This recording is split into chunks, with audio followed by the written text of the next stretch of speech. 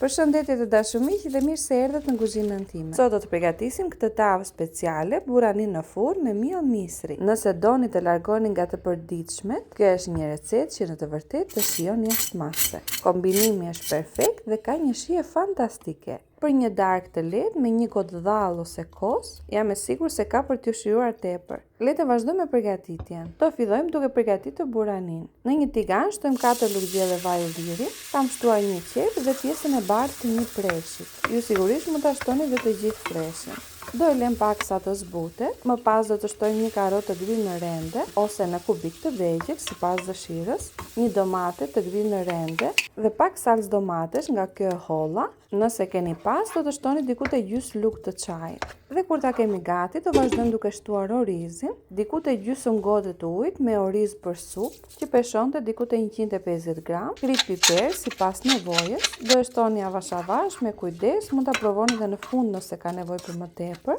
Dhe tani do shtojmë ujin, diku te 2 gota e gjys me ujë të vluar. Do e lëm në zjarr mesatar të ziejt për 5 minuta. Me kujdes, nuk duhet ta pi të gjithë ujin. Nëse ka nevojë dhe për më pak, sepse varet nga orizi, do e lini dhe më pak. Do e shikoni dhe në video se sa të lëngshme kam lënë. Kam përdorur një tepsi 32 cm dhe poshtë do të jetë diku te 100 gram me miell misri.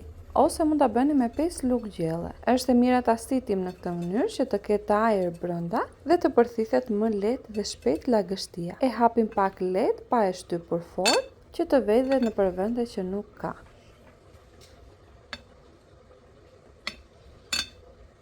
Më pas do e bëjmë me pirun në këtë mënyrë që të përthithet më lehtë lagështia dhe të vejë poshtë. Përgatitjen e tavës do e bëjmë kur burania të jetë akoma në zjarr dhe të jetë e nxehtë.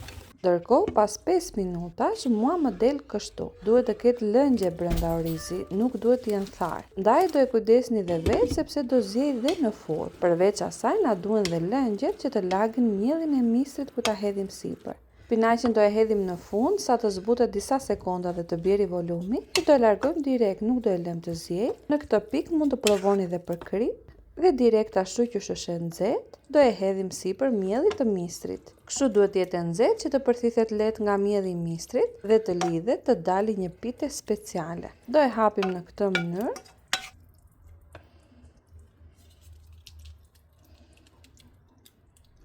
Si për të dashur miq, opsionale, unë kam edhe pak djathë të bardhë. Nëse nuk e doni, mos e shtoni. Ose nëse do t'i hidhni djathë të bardhë, duhet kujdesni dhe kripën. Në varësi të kripës që ka djathi, nëse është i kripur, mund të shtoni dhe më pak djathë. E shtypim pak me lugë që të futet djathi brenda dhe në fund sipër do sitim një lugë e gjys me miell misri.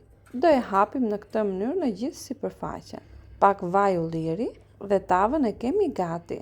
Ndërkohë do e lëmë njanë derisa të nxehet furra. Është e nevojshme të rri 5 ose 10 minuta pa e futur akoma në furrë. Gjatë kohës që do qëndroj, ju do e ngroni furrën në 220 gradë. Pas 10 minutash do e vendosni në furrë të nxehtë dhe të e piqni diku te 35 me 40 minuta ose derisa të marrë ngjyrë. Do e kujdesni dhe vetë. Është e mira që ta lini të ftohet, që të prihet në copa të mira. Këtu ku e shikoni në video, unë e kam prerë shumë të nxehtë. Sa më shumë të ftohet, aq më e mira bëhet dhe mielli i misrit zbutet. Dhe ja pra të dashur miq, ku përfundom dhe me recetën e sotshme. Nëse ju ka pëlqyer, për të më mbështetur, mund të jepni një like. Gjithashtu mund ta ndani me miqtë tuaj në rrjetet sociale.